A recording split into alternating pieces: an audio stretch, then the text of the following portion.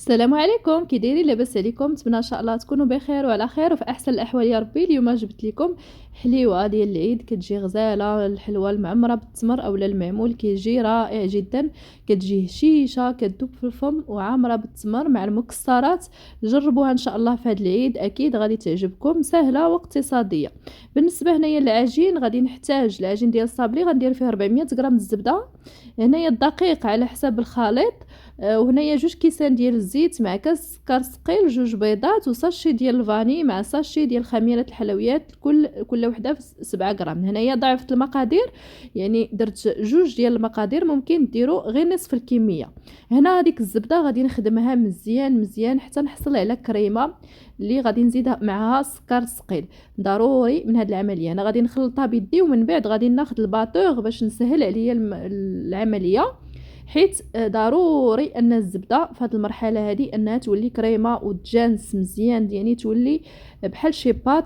وديك الساعه عاد ممكن ندوزو المرحله الثانيه. انا غادي ناخذ الباتور، واخا خدمتها مزيان بيدي، غادي ناخذ الباتور وغادي نخلطها مزيان. غادي نزيد داك الساشي د الفاني حتى هو باش يذوب مع ديك الزبده، باش من بعد عاد غادي نبقى نضيف المكونات الاخرين. تبعوا ان شاء الله معايا فقط المراحل والطريقه، واكيد ان شاء الله غادي تنجح معكم. هنايا ضفت دوك 2 كيسان ديال الزيت وديك البيضه بحال هنايا، غادي دوك السوائل كاملين خصني نخلطهم. ودابا غادي ندوز باش نخلط كلشي بالباتور على هذا الشكل. هكا الباتور غادي يسهل عليا المأموريه.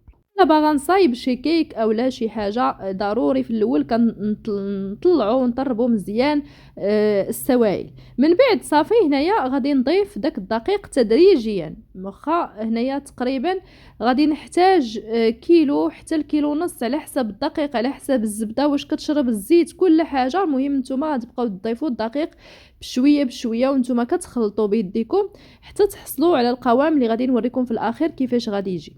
هانتوما شفتوا كنبقى نزيد بشويه بشويه حتى غادي تجمع ليا العجينه وغادي تجي هي هذيك. المهم هانتوما كنضيف بشويه بشويه تقريبا بزلافه بزلافه حتى نحصل على القوام في الاخير اللي غادي يجي ما يجيش قاصح، وفي نفس الوقت ما تجيش العجينه مرخيه. غادي نضيف ديك الساشي ديال خميره الحلويات ومن بعد غنبقى هكايا نخلط. هنايا في الاخير غادي نبقى غير نجمع حصلوا على هذا القوام هذا هانتوما كتشوفوا. ومن بعد غادي نديرها في بلاستيكه هكايا ولا هكايا، غادي نغطيها بالسلوفان ونخليها ترتاح واحد شويه بين ما نوجد الحشوه ديالي. هنا بالنسبه للحشوه عندي التمر، هاد التمر معجون كيجي هكا على هاد الشكل. هنايا غادي نحتاج تقريبا كيلو من هاد التمر.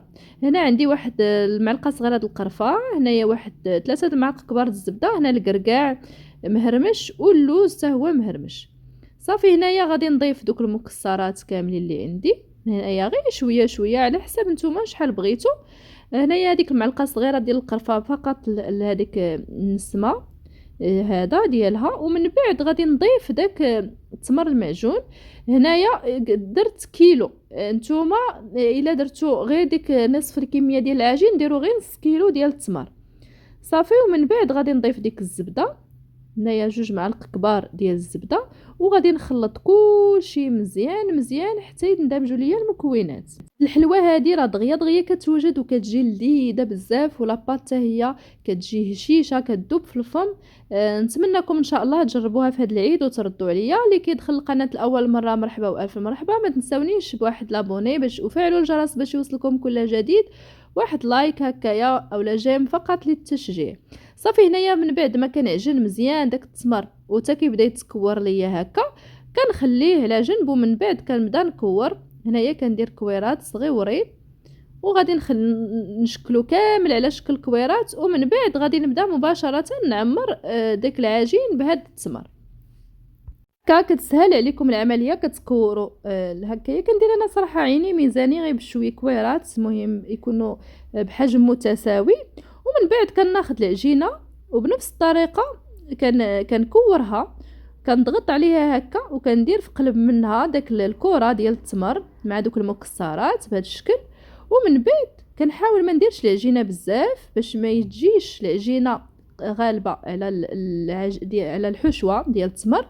صافي كنكورها بهذا الشكل هذا وكنحطها. نعاود معكم هنايا وحده اخرى. كناخد شويه من العجين ديالي هكا بهذا الشكل، كنديرو على شكل كويره، ومن بعد كنضغط عليه هكايا الوسط، وغادي نعمرو بهذيك الكويره ديال التمر. هانتوما نضغط عليه هكا مزيان، كنحاول تجي العجينه هي هذيك مع داك التمر باش ما تجيش هكاك مدقصه الحلوه ديالكم. صافي، ونبقى هكا نجمع الجوانب ونبدا نكور. صافي، ونبدا نحط حتى نسالي، ومن بعد غادي ندير المرشم. صراحه انا من عشاق هاد الحلوه هادي، كتجي صراحه بنينه ديال الطفوله. والحمد لله حنايا كما عارفين المغاربه تبارك الله عندنا حلويات بلديه غزاله رائعه اقتصاديه، وكتجي لذيذه بزاف هكايا ديال التحميره صراحه ديال الوجه. انت كيما شفتوا شويه ديال الكركاع شويه ديال اللوز التميرات، وحنايا موجدين حلوه غزاله. هنايا من بعد ما كورت كناخذ هكايا هذا الطابع هذا. خذوا اي طابع نتوما بغيتوه، كنضغط على كل كره بهذا الشكل. صافي، وكتاخذ ليا هذا الشكل هذا هانتوما شفتوا.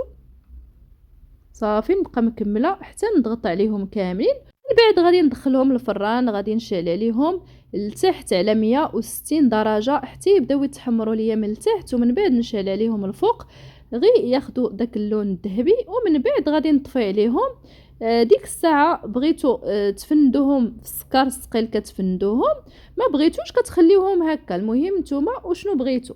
الفران كنت مسخناه قبل، غادي نشعل عليه غير لتحت هنا 160 درجه، وغادي ندخل الحلوه ديالي ونخليها تحمر حتى تحمر من التحت، ومن بعد غادي نشعل عليها الفوق ونخليها تحمر من الفوق.